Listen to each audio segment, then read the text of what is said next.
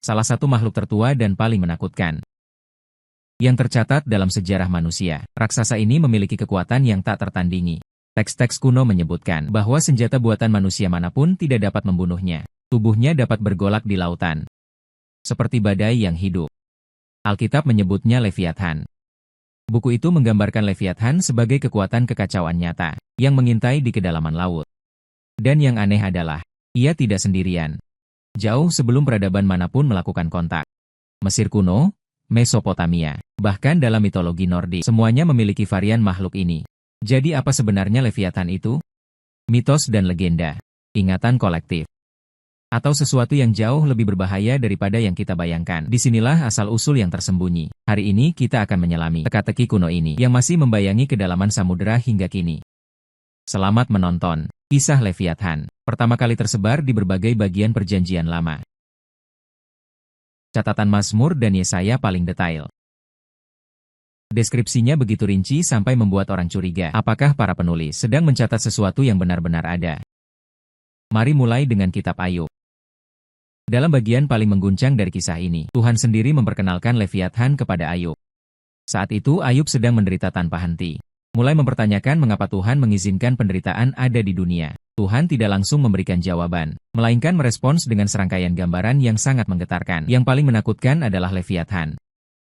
Tuhan menggambarkan, Leviathan adalah makhluk yang tidak dapat dikalahkan oleh manusia. Seluruh tubuhnya ditutupi sisik sekeras baju zirah. Napasnya dapat menyalakan batu bara. Kedua matanya bersinar seperti matahari terbit. Tombak dan panah akan memantul saat menyentuhnya. Ia mengaduk laut, seperti dari panci mendidih. Di atas, alang-alang terbakar, seperti dari panci mendidih. Di atas, alang-alang terbakar. Kitab Ayub pasal 41 mencatat demikian, bersinnya memancarkan cahaya. Matanya bagai sinar fajar. Dari mulutnya keluar obor menyala dan percikan api beterbangan, dari hidungnya mengepul asap. Seperti panci mendidih dan alang-alang menyala, pesan yang disampaikan sangat jelas. Betapa kecil dan terbatasnya manusia. Dalam konteks ini, Leviathan menjadi simbol kekacauan yang hanya bisa ditaklukkan oleh Tuhan. Tapi cerita tidak berakhir di sini. Dalam Mazmur, Leviathan muncul kembali. Kali ini dia sudah mati. Sebuah Mazmur memuji kekuatan Tuhan. Menulis engkau telah meremukan kepala Leviathan, memberikannya sebagai makanan bagi binatang liar di padang gurun. Di sini, Leviathan tampaknya mewakili musim tingkat kosmik. Kekuatan kekacauan primordial yang harus dihancurkan pada awal penciptaan. Sebagian sarjana berpendapat catatan ini mencerminkan tradisi yang lebih kuno, yang dibagikan oleh berbagai peradaban. Monster laut adalah simbol kekacauan yang harus dikalahkan oleh para dewa untuk menciptakan tatanan. Kemudian, Leviathan muncul untuk terakhir kalinya dalam kitab Yesaya, dan kali ini ceritanya mengarah ke masa depan. Kita akan membicarakan bagian ini nanti. Banyak literatur Yahudi awal menganggap Leviathan sebagai makhluk yang nyata. Dalam Midrash dan Talmud, Leviathan digambarkan sebagai monster laut yang sangat besar. Tuhan hanya mengizinkan satu jantan untuk bertahan hidup. Menurut tradisi, Tuhan membunuh Leviathan betina pada awal penciptaan untuk mencegah spesies ini berkembang biak. Translate_text, ketika Mesias turun, Tuhan akan membunuh Leviathan yang tersisa. Dengan dagingnya dia menyiapkan pesta untuk orang-orang. Kulitnya yang bercahaya akan digunakan untuk mendirikan tenda perayaan. Bahkan ada yang mengatakan, cahayanya akan menerangi tembok Yerusalem. Ini mungkin terdengar agak aneh, tapi jika kamu masih berpikir, Leviathan hanyalah sebuah metafora. Mengapa begitu banyak teks kuno menganggapnya sebagai ancaman nyata? Ambil contoh mitos kota Ugarit kuno. Kota kuno yang terletak di Suriah modern ini, lebih dari 3000 tahun yang lalu mengukir cerita di tablet tanah liat yang mencatat makhluk bernama Lotan. Seekor ular laut raksasa berkepala 7 yang melingkar, melayani dewa laut Yam yang mewakili kekacauan. Tapi Yam bukanlah pahlawan. Dia mengancam para dewa lainnya, berusaha menggulingkan tatanan surgawi. Untuk menghentikannya, dewa badai Baal tampil ke depan. Baal dalam pertempuran suci mengalahkan Yam dan para monster bawahannya. Lotan mengembalikan keseimbangan dunia. Apakah kisah ini terdengar familiar? Dalam Alkitab Ibrani ketika menggambarkan Leviathan, menggunakan kosakata yang hampir identik ular yang meliuk. Ular yang melingkar ikan besar di laut. Untuk melindungi tanah mereka, orang-orang kuno ini akan mempersembahkan kurban kepada dewa badai Baal dalam mitos Ugarit. Lotan diyakini telah dikalahkan oleh dewa. Orang-orang sering mempersembahkan sapi jantan di puncak gunung. Para imam akan melantunkan mantra, berusaha mengikat kembali kepala lautan. Di beberapa daerah pesisir, orang-orang akan menenggelamkan patung monster yang diukir ke dalam air dan menyegelnya, seolah-olah kekacauan itu sendiri dapat dipenjara selamanya. Sebagian sarjana percaya, kisah Leviathan berasal langsung dari mitos lautan. Hanya saja diberi karakter baru dan makna teologis. Yang lebih menarik lagi, orang Ugarit dan orang Israel awal hidup pada periode yang sama, bahkan lebih awal. Kesamaan ini bukanlah kasus yang terisolasi. ATE pergi ke timur ke Mesopotamia kuno. Dewi kekacauan di sini adalah Tiamat. Dia bukan hanya monster laut, tapi juga lautan purba. Dirinya adalah ibu Chaos yang melahirkan semua dewa. Tetapi ketika dewa-dewa baru mulai mengganggu dunia yang dia ciptakan, Tiamat memulai pemberontakan. Dia bangkit dengan penuh kemarahan, melahirkan banyak monster dari tubuhnya sendiri. Naga, ular, kalajengking, manusia, dan menjadikan Kingu sebagai pasangan barunya. Memimpin pasukan besar untuk menyatakan perang pada para dewa. Sebagai tanggapan, para dewa memilih dewa badai Marduk sebagai pemimpin. Marduk menggenggam pedang tajam, mengendarai angin kencang, melawan Tiamat, memulai pertempuran kosmik yang megah. Setelah mengalahkan Tiamat, ia melakukan tindakan yang paling mengejutkan, membelah tubuhnya menjadi dua. Satu bagian menjadi langit, satu bagian menjadi bumi. Di sini ritual melawan Tiamat mengikuti logika yang sama. Di kuil Esa Gila, para imam akan melalui permainan ritual, menghidupkan kembali pertempuran suci ini. Mereka menyalakan api dengan garam dan rumput laut kering, mengadakan upacara pada saat tahun baru, melambangkan Marduk memotong kekacauan lautan. Ini adalah kisah penciptaan, yang dibangun di sekitar pola tetap. Monster laut kacau mengancam dunia. Dewa yang kuat tampil, membawa keteraturan. Pola ini berulang dalam peradaban manusia. Di Mesir kuno, ular ini disebut Apophis. Setiap malam, ketika Dewa Matahari Ra mengendarai perahu matahari melintasi dunia bawah, Apophis akan menyerang. Berusaha menelan matahari, menyeret dunia ke dalam kegelapan abadi. Selalu dengan bantuan Set atau penjaga lainnya. Mengalahkannya sebelum fajar. Sampai sekarang siklus ini berlanjut hari demi hari, tidak pernah terputus. Bahkan mengembangkan ritual untuk membantu Ra menang. Para imam akan membuat patung lilin Apophis, menusuknya dengan pisau, membakarnya dengan api, dan melantunkan mantra khusus. Hanya untuk memastikan ular itu bisa dikalahkan lagi satu hari. Sekarang mari kita pergi ke utara ke Skandinavia. Orang Norse percaya bahwa jauh di bawah laut Midgard, mengintai seekor ular yang begitu besar, hingga bisa melingkari seluruh dunia. Mereka menyebutnya Jormungandr, ular dunia. Dia adalah anak dari dewa tipu muslihat Loki, yang selalu tertidur di laut dalam. Dalam pertempuran akhir Ragnarok, Euricana, dia akan bangun dan bertarung melawan Thor dewa petir dalam pertarungan terakhir. Thor akan membunuh ular ini. Kita kembali melihat elemen yang sama, ular laut. Sendok.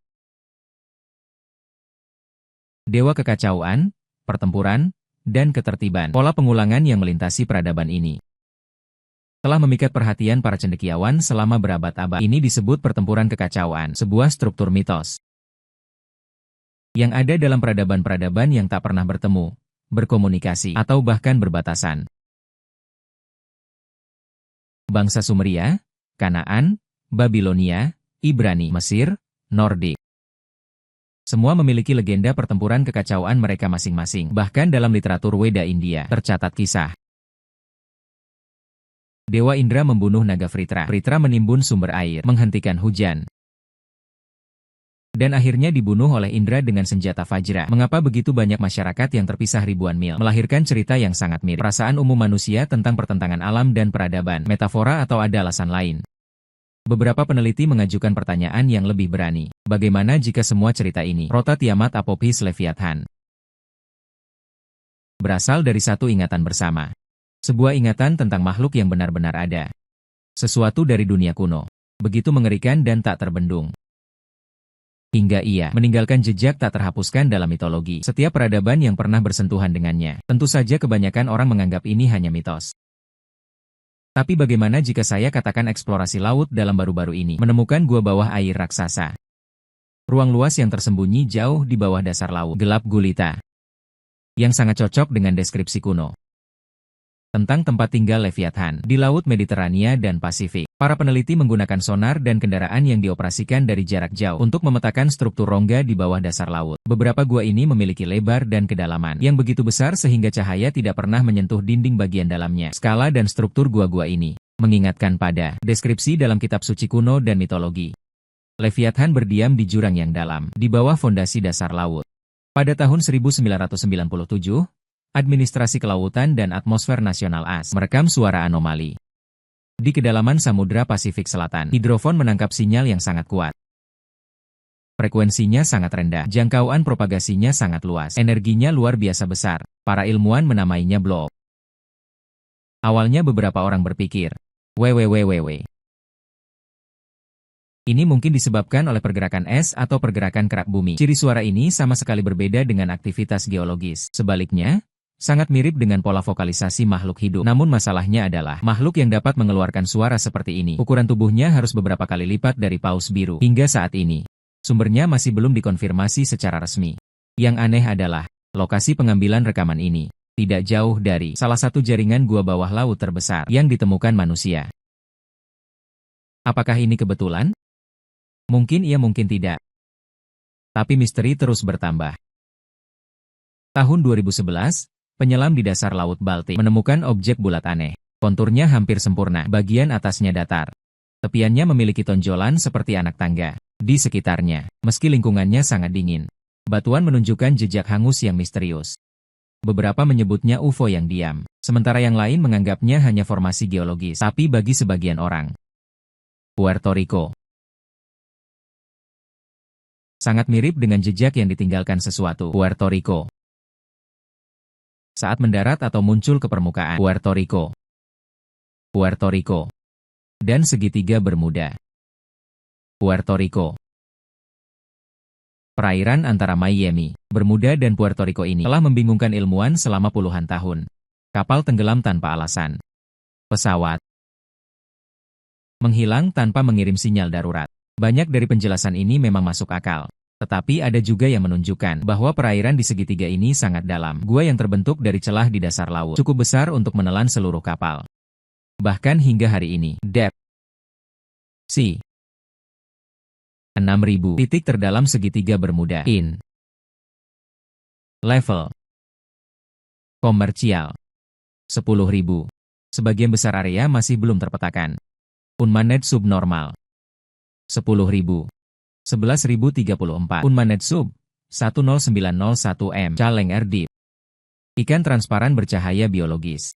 Serta banyak spesies tak dikenal yang belum kita pelajari. Ilmuwan memperkirakan lebih dari 90% lautan masih belum dijelajahi. Ini setara dengan lebih dari 2/3 permukaan bumi. Faktanya pemetaan permukaan Mars kita lebih detail daripada pemetaan dasar lautan kita sendiri. 3D. Jika Leviathan atau makhluk serupa benar-benar ada. 3D. Disinilah tempat persembunyiannya yang paling sempurna. 3D. Video yang beredar di internet tahun 2024. 3D. Memicu spekulasi dan diskusi besar-besaran. 3D. Video ini menampilkan citra satelit Google Earth 3D. Dengan fokus kamera di perairan antara ujung selatan Amerika Selatan, serta tubuh panjang yang menjulur ke laut dalam, seperti tubuh reptil. Ini mungkin bukan apa-apa. Atau mungkin sesuatu yang tidak seharusnya kita pahami. Tapi begitu kau melihatnya, kau tak akan pernah bisa melupakannya. Dan semua cerita kuno tentang Leviathan tiba-tiba tak lagi terasa begitu mustahil. Perairan ini jelas bukan tempat biasa. Ini adalah salah satu perairan paling berbahaya di dunia, dikenal dengan arus yang mematikan, badai ganas dan tingkat hilangnya yang sangat tinggi. Beberapa mengatakan bahaya ini sendiri adalah sinyal bahwa keberadaan kuno tertentu masih mengintai di bawah ombak. Tentu tidak semua orang percaya. Video tahun 2024 itu asli, tapi misterinya tidak berakhir di sana. Faktanya, cerita tentang monster laut tidak pernah benar-benar berhenti. Mari kita alihkan pandangan ke sudut lain dunia. Selama berabad-abad di Skotlandia, Loch Ness telah menjadi salah satu misteri paling abadi di dunia. Dan pada tahun 2025, legenda ini hidup kembali. Sebuah foto baru menunjukkan objek hitam besar sedang meluncur di bawah air. Staf di pusat Loch Ness menyebutnya sebagai petunjuk penting. Ini bukan pertama kalinya seseorang mengklaim telah melihat makhluk yang disebut monster Loch Ness. Tapi foto ini kembali menyalakan minat publik. Tidak hanya itu. Hanya beberapa minggu kemudian, pengamat Loch Ness veteran dari Irlandia Ian O'Faden, melalui kamera web publik, tertangkap pemandangan yang lebih aneh. Speed Dia melihat dua jejak besar bergerak berdampingan, tanpa ada kapal di sekitarnya. Juga tidak ada jejak hewan yang dikenal, hanya air laut yang terguncang hebat. Lalu semuanya kembali tenang. Video ini dengan cepat menjadi viral. Beberapa berspekulasi itu adalah sepasang makhluk, mungkin sedang kawin, sementara yang lain berpendapat ini mungkin bukti spesies yang selamat. Bahkan mungkin keturunan Leviathan sendiri. Tentu saja setiap cerita tentang Loch Ness tidak bisa lepas dari foto paling ikonik itu. Pada tahun 1934 ahli bedah London Rubber, Kenneth Wilson menerbitkan sebuah foto. Selama beberapa dekade, foto itu selalu dianggap sebagai. Meskipun kemudian, keaslian foto ini dipertanyakan. Ia tetap menjadi bagian tak terhapuskan dari misteri ini. Namun bagi kebanyakan orang, bukti terkuat keberadaan Leviathan mungkin bukan berasal dari legenda atau peta kuno, melainkan dari catatan fosil itu sendiri. Paleontolog telah menggali banyak fosil monster nyata yang pernah berenang di lautan bumi. Predator-predator ini berukuran raksasa, dengan kekuatan luar biasa, seperti langsung muncul dari mitologi kuno. Ambil Liopleurodon contohnya. Pliosaurus ini memiliki tengkorak besar, dipenuhi gigi kerucut tajam. Panjang tubuhnya bisa mencapai 8 meter, bahkan mungkin lebih. Lehernya pendek dan tebal, tubuh yang kuat. Anggota tubuh berupa sirip yang sangat besar, memungkinkannya menyergap mangsa dengan kecepatan eksplosif. Sebuah film dokumenter televisi tahun 1999 membesar-besarkan ukurannya menjadi 25 meter, seketika menjadikannya pusat perhatian publik. Ada juga Mosasaurus yang lebih dikenal. Reptil laut yang hidup di akhir zaman dinosaurus. Panjang tubuhnya bisa mencapai lebih dari 15 meter, dengan ekor yang panjang. Rahang besar dan tengkorak berengsel ganda. Mosasaurus adalah predator puncak sejati di lautan purba. Tidak hanya penampilannya menakutkan, tapi juga penguasa lautan yang alami. Makhluk lain seperti Kronosaurus dan Pliosaurus Kasha, ukurannya bahkan lebih menakjubkan. Di antaranya, beberapa Pliosaurus memiliki tengkorak dengan panjang lebih berdasarkan perkiraan ini. Panjang total mereka mungkin melebihi 410 meter. Gigi mereka dirancang khusus untuk menghancurkan tulang. Bukti fosil menunjukkan, mereka bahkan memangsa reptil laut lainnya. Tahun 2023 di pesisir Inggris, ditemukan tengkorak Pliosaurus yang hampir utuh. Kondisi fosil terawetkan dengan sangat baik. Paleontolog menyebutnya sebagai salah satu temuan terpenting dalam kategori sejenis. Dan fosil semacam ini tidak hanya ditemukan di Eropa, Norwegia, Australia, Meksiko, semua pernah menemukan fosil reptil laut raksasa. Ini menunjukkan para predator ini pernah menguasai lautan global. Banyak ilmuwan kini percaya, manusia awal pernah hidup berdampingan dengan megafauna zaman es. Manusia pasti pernah melihat mamut harimau bergigi pedang, serta hewan laut raksasa seperti Basilosaurus. Paus kuno ini memiliki panjang tubuh lebih dari 18 meter, dengan deretan gigi kerucut tajam yang tersusun rapi, serta Paus Melville yang ditemukan di Peru. Giginya bahkan lebih panjang dari telapak tangan manusia, kemungkinan besar memangsa paus lainnya. Jika manusia benar-benar pernah melihat makhluk-makhluk ini dengan mata kepala sendiri, bahkan sekilas dari kejauhan, tidak sulit membayangkan bagaimana cerita-cerita ini bisa tercipta. Siluet raksasa di lautan, bangkai yang terdampar usai badai, tulang belulang besar yang ditemukan di gua, semuanya bisa menjadi dasar legenda yang dituturkan dari generasi ke generasi. Seiring berjalannya waktu, fakta dan ketakutan terjalin, hewan perlahan berubah menjadi simbol. Inilah sebabnya beberapa peneliti percaya, Leviathan bukan diciptakan oleh manusia, melainkan diingat. Mungkin, para penyalin kuno mencatat dalam teks suci adalah ingatan yang dilebih-lebihkan dari makhluk nyata yang disaksikan langsung oleh para pelayar awal atau komunitas pesisir. Hal-hal yang tak dapat mereka jelaskan diubah menjadi peringatan untuk hal-hal yang mereka takuti. Diberi nama Leviathan. Namun ketika kita kembali ke Alkitab, kita menemukan detail yang mengerikan. Nubuat Yesaya mungkin bukan memperingatkan kita tentang keberadaan yang telah berlalu. Dan inilah yang ditakuti banyak orang sekarang.